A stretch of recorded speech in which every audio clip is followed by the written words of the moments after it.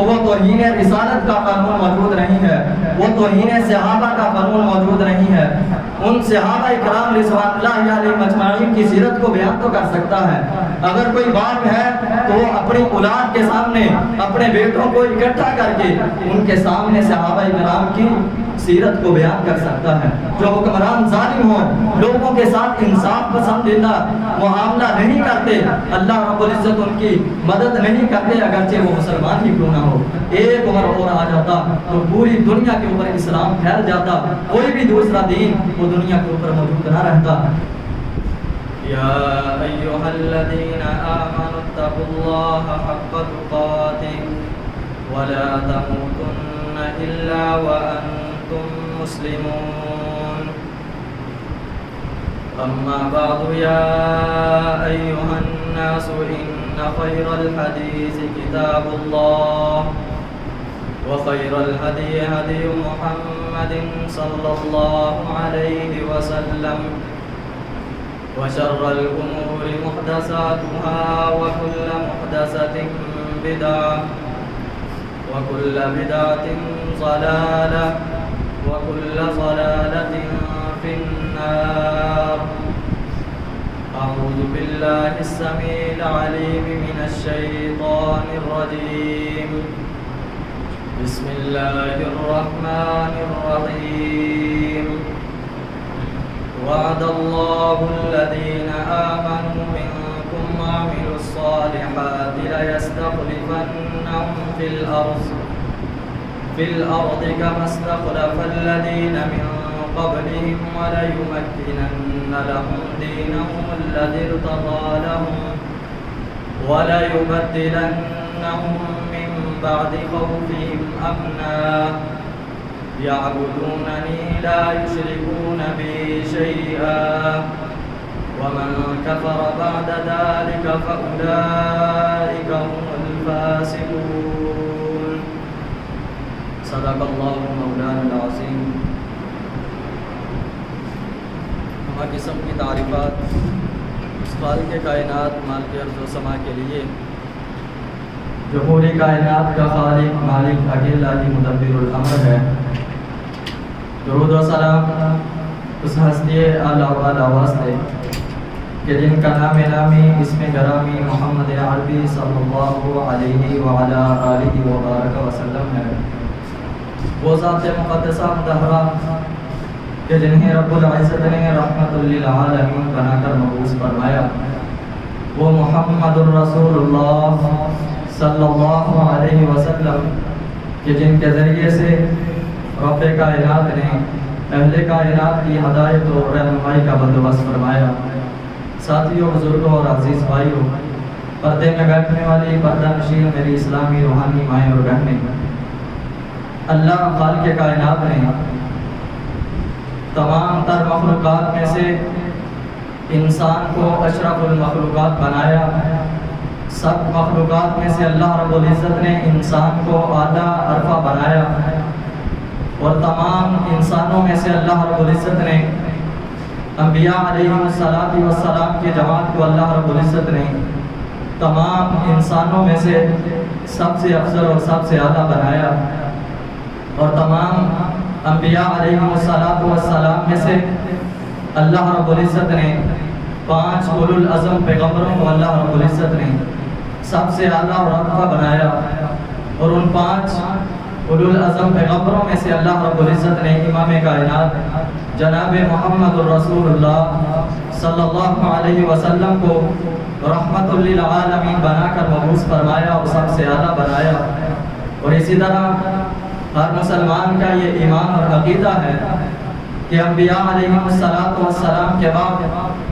روئے زمین پر اگر کوئی سب سے اعلیٰ اور شان والا کوئی طبقہ ہے تو وہ نفوس قدسیہ امام کائنات جناب محمد الرسول اللہ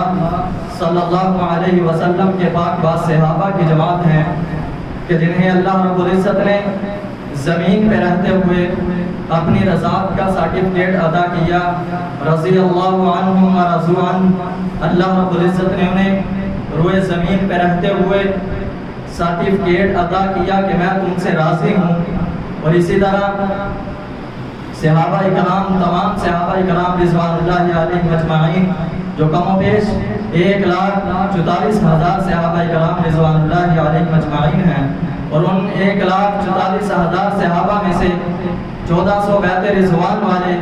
اللہ رب العزت نے ان کو سب سے اعلیٰ اور سب سے عرفہ بنایا، اور اسی طرح ان 1400 صحابہ میں سے 313 بدر والے اللہ رب العزت نے ان کو سب صحابہ سے اعلیٰ بنایا، اور ان 313 صحابہ میں سے اللہ رب العزت نے 10 مبشرہ 10 صحابہ کرام کہ جنہیں اللہ رب العزت نے امام کائنات جناب محمد الرسول اللہ صلی اللہ علیہ وسلم کی زبانی کائنات میں رہتے ہوئے جنت کی خوشخبری دی، کو 10 مبشرہ اللہ رب العزت نے ان کا مقام الگ بنایا، اور اسی طرح ان 10 مبشرہ صحابہ میں سے اللہ رب العزت نے خلفائے راشدین کا مقام الگ بنایا، ان کی شان، ان کا مرتبہ وہ اللہ رب العزت نے الگ بنایا، اور ان 4 صحابہ میں سے، ان 4 خلفائے راشدین میں سے اللہ رب العزت نے سیدنا صدیق اکبر رضی اللہ تعالی عنہ کی شان کو الگ بنایا، جس کے بارے میں امام کائنات جناب محمد الرسول اللہ صلی اللہ علیہ وسلم نے فرمایا، افضل البشر بعد الانبیاء ابو بکر، کہ کائنات کے اوپر انبیاء علیہم السلام کی جماعت کے بعد اگر اللہ رب العزت نے کسی انسان کو سب سے بہترین اور سب سے اعلیٰ اور عرفہ بنایا ہے تو وہ جناب ابو بکر صدیق رضی اللہ تعالی عنہ ہے۔ تو ان 4 صحابہ میں سے دوسرے خلیفہ سیدنا عمر فاروق رضی اللہ تعالی عنہ، آج ان کی زندگی کے چند نمایاں پہلو کو آپ حضرات کے سامنے رکھنا چاہتا ہوں، چونکہ آج محرم الحرام 1445 ہجری کی 2 تاریخ ہے، اور یکم محرم 24 ہجری کو جناب سیدنا عمر فاروق رضی اللہ تعالی عنہ کی شہادت ہوئی، اور اسی مناسبت سے بھی کہ ہم ایسے ملک میں رہتے ہیں کہ جس ملک کے اندر، جس ملک کو لا الہ الا اللہ کی بنیاد پہ حاصل تو کیا گیا، لیکن اس ملک پاکستان کے اندر توہین عدالت کے قانون تو موجود ہیں، اور اس ملک پاکستان کے اندر توہین جج کے قانون تو موجود ہیں۔ اس ملک پاکستان کے اندر بڑے بڑے عہدیداروں کے، بڑے بڑے افسروں کی توہین کے قانون تو موجود ہیں۔ اگر کوئی قانون موجود نہیں ہے تو وہ توہین رسالت کا قانون موجود نہیں ہے، وہ توہین صحابہ کا قانون موجود نہیں ہے۔ اسی طرح انہیں قرآن کا جو ہے وہ قانون اس کائنات کے اندر، اس ملک پاکستان کے اندر موجود نہیں ہے۔ اسی طرح توہین شعائر اللہ، توہین اسلام کی کوئی بھی قانون، کوئی بھی شک اس کا پاکستان کے اندر موجود نہیں ہے، اگر ہے تو اس کے اوپر عمل موجود نہیں ہے۔ یہی وجہ ہے بالعموم پورا سال اور بالخصوص ماہ محرم الحرام کے مہینے کے اندر صحابہ کرام رضوان اللہ علیہم اجمعین کی جگہ جگہ پہ توہین کی جاتی ہے۔ کوئی کہاں سے اٹھتا ہے وہ صحابہ کرام کی توہین کر جاتا ہے، کوئی کہاں سے اٹھتا ہے وہ نبی کائنات صلی اللہ علیہ وسلم کی توہین کر جاتا ہے، کوئی کہاں سے اٹھتا ہے اور وہ قرآن کی توہین کرتا ہے، کوئی جناب وہ شعائر اللہ کی، شعائر اسلام کی توہین کر جاتا ہے، اور انہیں کوئی پوچھنے والا، کوئی روکنے والا، کوئی ٹوکنے والا پاکستان کے اندر موجود نہیں ہے۔ اگر کوئی بولتا ہے تو اسے ہی سزا دی جاتی ہے، اسے ہی جو ہے وہ کٹہرے کے اندر کھڑا کیا جاتا ہے۔ لیکن یہ بات یاد رکھنا کہ ہمارا بحیثیت مسلمان ہمارا یہ حق بنتا ہے کہ اگر ہم اپنے ہاتھ کے ساتھ، اپنی قوت کے ساتھ، اپنی توانائی کے ساتھ اور اپنی طاقت کے ساتھ اس کو روک نہیں سکتے تو کم سے کم ہم اپنی زبانوں کے ساتھ صحابہ کرام رضوان اللہ علیہم اجمعین کی سیرت کو بیان تو کر سکتے ہیں۔ اگر کوئی استاد ہے تو وہ اپنے طلباء کے ہاں ان صحابہ کرام رضوان اللہ علیہم اجمعین کی سیرت کو بیان تو کر سکتا ہے۔ اگر کوئی باپ ہے تو وہ اپنی اولاد کے سامنے اپنے بیٹوں کو اکٹھا کر کے ان کے سامنے صحابہ کرام کی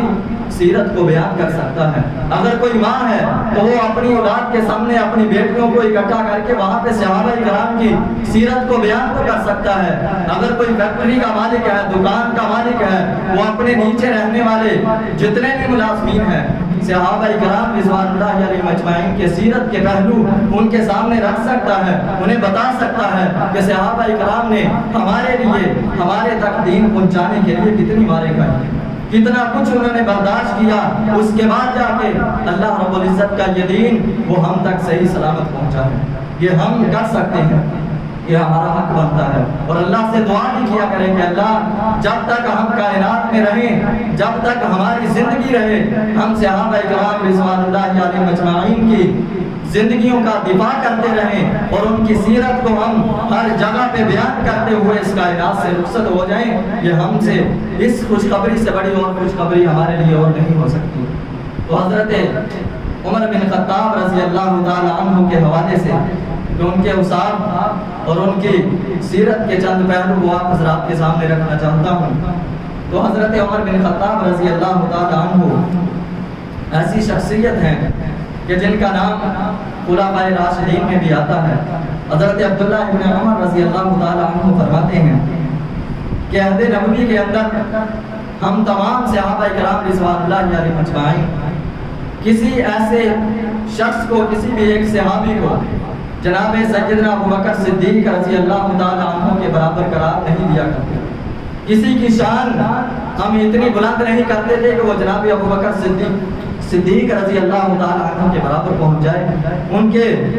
برابر پہنچ جائے تو ہم سے اوپر چلی جائے۔ ہم کسی ایک صحابی کو بھی سیدنا ابوبکر صدیق رضی اللہ تعالی عنہ کے اوپر فوقیت نہیں دیا کرتے۔ اور فرماتے ہیں لا نعدل بأبی بکر احد، کہ ہم کسی بھی ایک بندے کو، کسی بھی ایک صحابی کی شان اتنی بیان نہیں کرتے تھے کہ وہ حضرت ابوبکر صدیق رضی اللہ تعالی عنہ سے بڑھ جائیں۔ ثم عمر، پھر اس کے بعد جناب صدیق اکبر رضی اللہ تعالی عنہ کے بعد میرے بابا سیدنا عمر فاروق رضی اللہ تعالی عنہ، ان کی شان تھی، ہم ان کی شان کو، ان کی شان سے بڑھ کر کسی دوسرے کی شان بیان نہیں کرتے تھے۔ ثم عثمان، پھر سیدنا عمر رضی اللہ تعالی عنہ کے بعد سیدنا عثمان بن عفان رضی اللہ تعالی عنہ کا نمبر آتا تھا، ہم ان سے بڑھ کر کبھی بھی کسی کی شان بیان نہیں کرتے تھے۔ اور آگے سے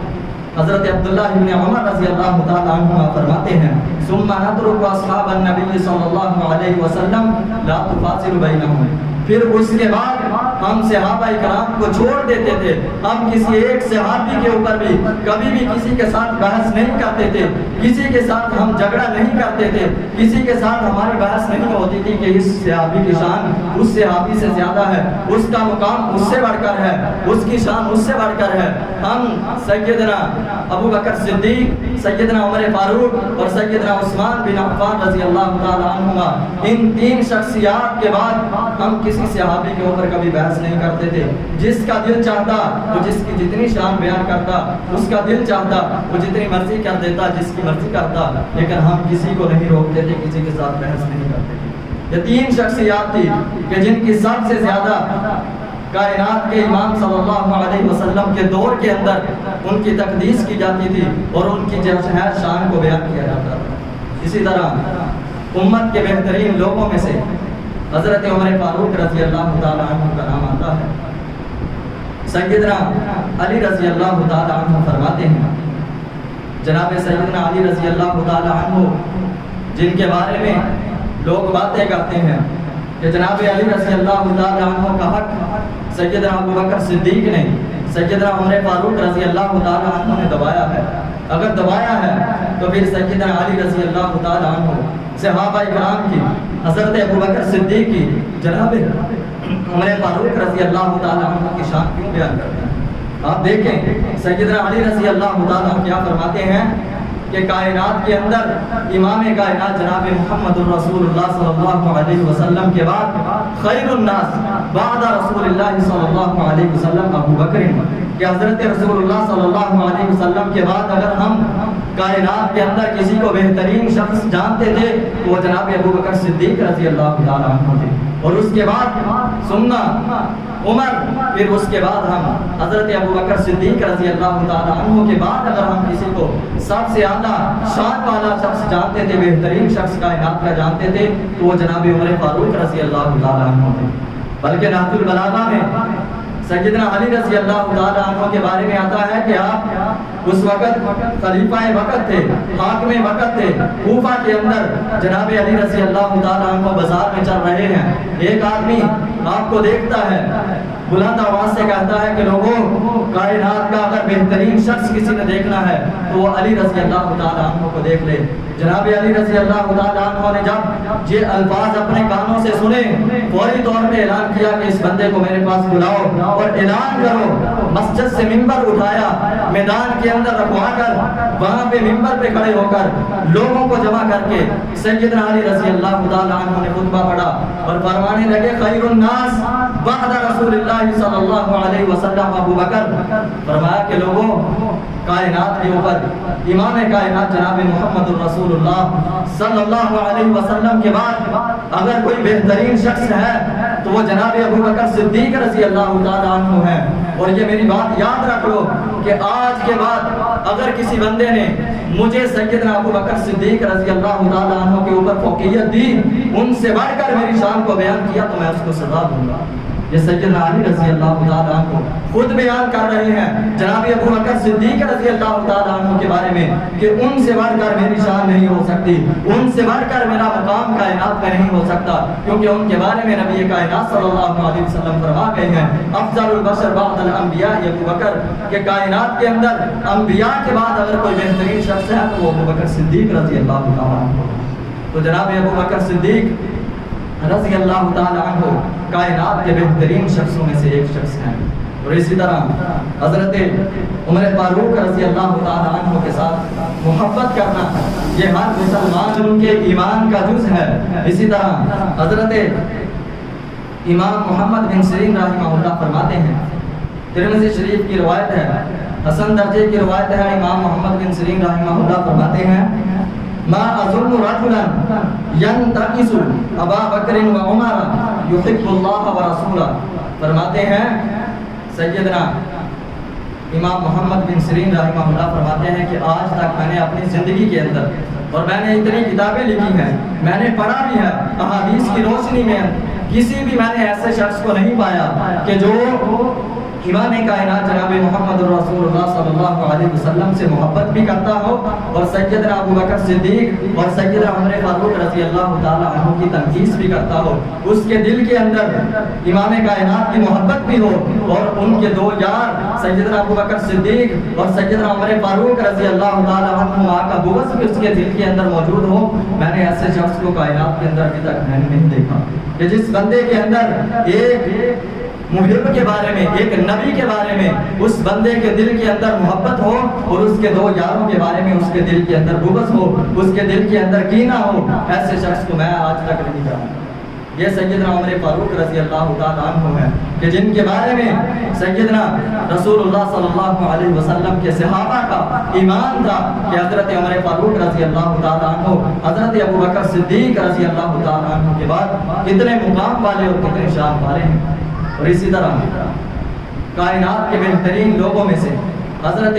ابو بکر صدیق رضی اللہ تعالیٰ عنہ کے بعد جناب عمر فاروق رضی اللہ تعالیٰ عنہ کا نام آتا ہے. وہ لوگ کہ جن کو کائنات کے اوپر رہتے ہوئے نبی کائنات صلی اللہ علیہ وسلم نے جنت کی خوشخبری سنائی ہے. حضرت سعید بن زید رضی اللہ تعالیٰ عنہ فرماتے ہیں کہ میں نے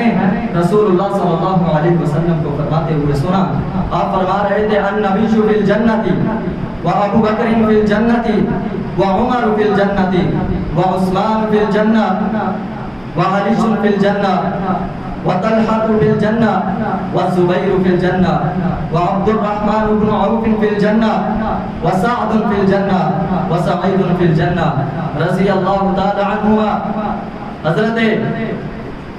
سعید رضی اللہ تعالیٰ عنہ فرماتے ہیں کہ رسول اللہ صلی اللہ علیہ وسلم نے ان 10 صحابہ کا نام لیا اور فرمایا کہ یہ وہ لوگ ہیں کہ جن کو میں کائنات کے اوپر رہتے ہوئے جنت کی خوشخبری سنا رہا ہوں. فرمایا کہ وہ لوگ ان میں سب سے پہلے سیدنا ابو بکر صدیق رضی اللہ تعالیٰ عنہ ہیں. اس کے بعد آپ نے فرمایا کہ عمر جنتی ہے. اس کے بعد آپ نے فرمایا کہ عثمان جنتی ہے. اس کے بعد آپ نے فرمایا علی جنتی ہے. پھر فرمایا طلحہ جنتی ہے. پھر آپ نے علیہ الصلوۃ والسلام نے فرمایا کہ زبیر جنتی ہے. پھر آپ نے فرمایا کہ عبد الرحمن بن عوف جنتی ہے. پھر آپ نے فرمایا کہ سعد اور سعید جنتی ہیں. پھر آپ نے فرمایا کہ ابو عبیدہ بن جراح رضی اللہ تعالیٰ عنہ جنتی ہیں. ان 10 صحابہ کا نام رسول اللہ صلی اللہ علیہ وسلم نے لے کر فرمایا کہ یہ لوگ دنیا میں رہتے ہوئے جنتی ہیں ان کے بارے میں میرا اعلان سن لو کہ کائنات کے اندر اگر کوئی جنتی لوگ ہیں تو وہ یہ 10 لوگ ہیں، ان کو دیکھ لو کہ یہ جنتی لوگ ہیں۔ اگر کسی نے جنتی دیکھنا ہے تو ان 10 صحابہ کرام رضوان اللہ علیہم اجمعین کو دیکھ لیا۔ ان کے اندر بھی جناب عمر فاروق رضی اللہ تعالیٰ عنہ کا نام آتا ہے، اور اسی طرح حضرت عمر فاروق رضی اللہ تعالیٰ عنہ کے بارے میں رسول اللہ صلی اللہ علیہ وسلم کا خواب قصر فاروقی، رسول اللہ صلی اللہ علیہ وسلم فرماتے ہیں کہ میں نے خواب میں دیکھا کہ میں جنت کی سیر کر رہا ہوں، جنت کے اندر سیر کر رہا ہوں، اور میں نے ایک محل دیکھا، اور محل کے پاس میں نے ایک عورت کو دیکھا جو وضو کر رہی تھی۔ تو میں نے فرشتے سے پوچھا کہ یہ عورت کون ہے اور یہ محل کس کا ہے؟ تو فرشتے نے کہا کہ رسول اللہ صلی اللہ علیہ وسلم یہ آپ کے صحابی جناب سیدنا عمر فاروق رضی اللہ تعالی عنہ کا محل ہے۔ تو رسول اللہ صلی اللہ علیہ وسلم فرماتے ہیں کہ مجھے حضرت عمر فاروق رضی اللہ تعالی عنہ کی غیرت و حمیت یاد آ گئی، تو میں وہیں سے واپس آ گیا۔ میرا ارادہ تھا کہ میں محل کے اندر جا کر دیکھوں کہ اللہ رب العزت نے جناب عمر فاروق رضی اللہ تعالی عنہ کا محل کس قدر خوبصورت بنایا ہے، لیکن جب مجھے حضرت عمر فاروق رضی اللہ تعالی عنہ کی غیرت یاد آ گئی تو میں وہیں سے واپس آ گیا۔ تو حضرت عمر فاروق رضی اللہ تعالی عنہ پاس بیٹھے سن رہے تھے، رونے لگ گئے، کہا کہ اللہ کے رسول کیا میں عمر میں بھی آپ کے بارے میں غیرت کروں گا، میں آپ کے بارے میں بھی غیرت کروں گا۔ یعنی حضرت ابو بکر صدیق رضی اللہ تعالی عنہ کے بعد رسول اللہ صلی اللہ علیہ وسلم نے اگر مقام دیا ہے تو وہ جناب عمر فاروق رضی اللہ تعالی عنہ ہیں، کہ جن کے بارے میں ابھی وہ دنیا میں ہے کہ اللہ رب العزت نے رسول اللہ صلی اللہ علیہ وسلم کی زبانی سیدنا عمر فاروق رضی اللہ تعالی عنہ کو یہ خوشخبری سنا دی کہ تمہارا محل جو ہے وہ جنت کے اندر اللہ رب العزت نے کیا تیار کر رکھا ہے۔ جب تم اس کائنات سے جاؤ گے تو سیدھے اللہ رب العزت تمہیں بے حساب اللہ رب العزت اپنی جنت کے اندر داخل فرما دیں گے، اس محل کے اندر داخل فرما دیں گے۔ اور سیدنا عمر فاروق رضی اللہ تعالی عنہ ان کی عاجزی اتنی تھی کہ آدھی دنیا کے حکمران ہونے کے باوجود سیدنا عمر فاروق رضی اللہ تعالی عنہ کی اتنی عاجزی تھی کہ ان کے بارے میں آتا ہے، شاید وہ واقعہ صحیح ہے یا نہیں، آتا ہے کہ ایک آدمی ان کے سامنے سے گزر رہا تھا اور اتنا جھکا ہوا تھا کہ اپنے آپ کو جھکا کر چل رہا تھا کہ جب آپ کی نظر اس کے اوپر پڑی تو آپ نے پوچھا کہ بھائی کیا تم بیمار ہو، اس قدر جھک کر کیوں چل رہے ہو؟ تو اس آدمی نے جواب دیا کہ میں بیمار نہیں ہوں بلکہ میں تو تندرست ہوں، لیکن یہ میری عاجزی اتنی ہے کہ میں جھک کر چل رہا ہوں۔ تو جناب عمر فاروق رضی اللہ تعالی عنہ کے ہاتھ میں کوڑا تھا، آپ نے اس کی پیٹھ پہ مارا اور کہا کہ سیدھا ہو کر چل، تجھے پتہ نہیں ہے کہ ہم مسلمان ہیں، اور یہ نہ ہو کہ اتنی عاجزی تمہیں لے کر ڈوب جائے کہ اتنی عاجزی دیکھ کر کفار بھی تمہارے اوپر پلٹ پڑے، وہ بھی تمہیں جو ہے پکڑ لیں، تمہارے اوپر حملہ آور ہو جائے۔ اتنی بھی عاجزی ہمیں نہیں چاہیے۔ عاجزی وہ ہے جو دل کے اندر ہوتی ہے، عاجزی وہ ہوتی ہے جو انسان کی زبان سے نظر آئے، اس کی زبان جب وہ بولے تو اس کی عاجزی اس کی زبان سے بولتی ہوئی نظر آئے، اس کے کردار سے اس کی عاجزی نظر آئے، اسے کہتے ہیں عاجزی۔ یہ نہیں ہے کہ اپنے آپ کو جھکا لو، ایسے چل رہا ہے جیسے بیمار ہوتا ہے، ایسے تو کفار بھی تمہیں دیکھ کر کہیں گے کہ یہ تو ایسے ہی ہیں، کمزور ہیں، ان کے پاس طاقت نہیں ہے، وہ بھی ہمارے اوپر حملہ کرتے ہیں۔ تو حضرت عمر فاروق رضی اللہ تعالی عنہ کا دور خلافت وہ تقریباً 10 سال 5 ماہ اور 21 دن بنتا ہے۔ حضرت عمر فاروق رضی اللہ تعالی عنہ جب پہلی مرتبہ انہوں نے لوگوں کے ساتھ خطاب کیا تو حضرت عمر فاروق رضی اللہ تعالی عنہ نے عدل و انصاف کا اصول وہ لوگوں کے سامنے بیان کیا۔ حضرت عمر فاروق رضی اللہ تعالی عنہ فرماتے ہیں کہ لوگوں یہ بات یاد رکھنا کہ کائنات کے اندر حکومت جتنی بھی آ جائے، چاہے جتنے سال مرضی تمہیں مل جائے، لیکن اس کے اندر اگر عدل و انصاف قائم نہیں ہے تو وہ حکومت کسی کام کی نہیں۔ اسی لیے تو حضرت شیخ الاسلام ابن تیمیہ رحمہ اللہ وہ حضرت عمر فاروق رضی اللہ تعالی عنہ کے اس قول کے بارے میں فرماتے ہیں کہ اللہ رب العزت اس حکومت کی مدد کرتے ہیں جو حکومت انصاف پسند ہوتی ہے، جو حکومت عدل و انصاف کے ساتھ لوگوں کے ساتھ پیش آتی ہے، اللہ رب العزت ایسی حکومت کی مدد کرتے ہیں، چاہے وہ حکومت غیر مسلم کی ہی کیوں نہ ہو، چاہے وہ کفار ہی کیوں نہ ہو۔ اور اللہ رب العزت ایسے لوگوں کی مدد نہیں کرتے کہ جو لوگ इंसाफ पसंद ना हो, जो लोग जालिम हों, जो हुक्मरान जालिम हों, लोगों के साथ इंसाफ पसंदीदा मुआमला नहीं करते, अल्लाह रब्बुल इज्जत उनकी मदद नहीं करते अगरचे वो मुसलमान ही क्यों ना हो। और आगे इमाम साहब फरमाते हैं, शाइखुल इस्लाम इब्न तैमिया रहमहुल्लाह फरमाते हैं कि अदल व इंसाफ के साथ ही तो लोगों की इस्लाह होती है। अगर अदल व इंसाफ होगा तो तुम्हारे मुआशरे से चोरी खत्म हो जाएगी, तुम्हारे मुआशरे से डकैती खत्म हो जाएगी, जो तुम्हारे मुआशरे के अंदर लोगों की इज्जतों को पामाल किया जाता है वो भी चीज़ खत्म हो जाएगी, लोग तुम्हारी इज्जतों के मुहाफिज बन जाएंगे। वो तब बनेंगे जब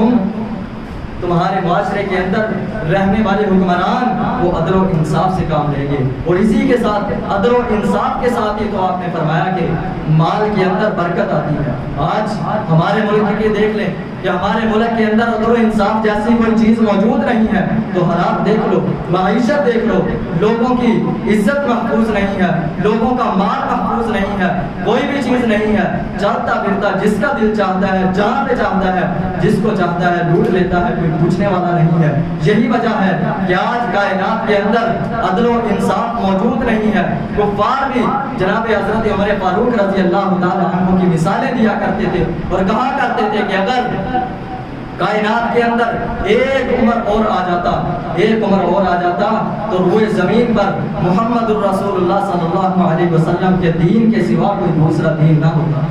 ये शान हज़रत अबू बकर सिद्दीक़ रज़ी अल्लाह तआला अन्हु के बाद जनाब उमर फारूक रज़ी अल्लाह तआला अन्हु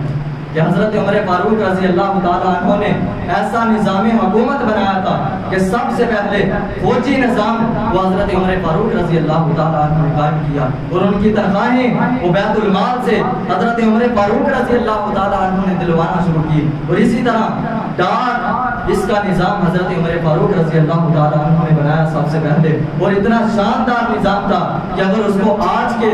डाक के हवाले से उसका मुवाजना किया जाए तो ये उसके बराबर नजर आएगा कि हज़रत उमर फारूक रज़ी अल्लाह तआला अन्हु ने डाक का इतना शानदार और इतना बाकमाल हज़रत उमर फारूक रज़ी अल्लाह तआला अन्हु ने डाक का निज़ाम बनाया था कि एक जगह से जाते हुए जिस तरह लंबा सफ़र होता है तो जाते हुए रास्ते में हमें ठहरना पड़ता है, आराम गाहें पड़ी होती है, इसी तरह हज़रत उमर फारूक रज़ी अल्लाह तआला अन्हु ने उस दौर के अंदर कुछ देर चलने के बाद, कुछ सफ़र करने के बाद वहाँ पे आरामगाह बनाई होती थी जहाँ पे लोग मौजूद होते थे। जब लोग जाते थे, मुसाफिर जाते थे, वहाँ पे ठहरते थे, उनको खाना मुहैया किया जाता था, उनके घोड़ों को वहाँ पे रख लिया जाता था, वहाँ से ताज़ा दम नए घोड़े देकर उनको आगे रवाना किया जाता था। ये निज़ाम सैयदना उमर फारूक रज़ी अल्लाह तआला अन्हु ने अपने निज़ाम हुकूमत के अंदर बनाया, अपने हुकूमत के अंदर दौरे खिलाफत के अंदर बनाया। और सैयदना उमर फारूक रज़ी अल्लाह तआला अन्हु की हुक्मरानी अदल पे मबनी थी। हज़रत अबू उबैदा बिन जर्राह रज़ी अल्लाह तआला अन्हु ये सिपा सलार हैं। इसी तरह मिस्र के गवर्नर, मिस्र के अंदर हज़रत अब्दुल्ला इब्ने उमर रज़ी अल्लाह तआला अन्हु के भाई हज़रत अब्दुर्रहमान वो भी उनके साथ, उनके मुआविन मिस्र के अंदर रहते हैं। तो वहाँ पे उन्होंने शराब नोशी की, शराब पी ली, तो हज़रत अमर बिन आस रज़ी अल्लाह तआला अन्हु ने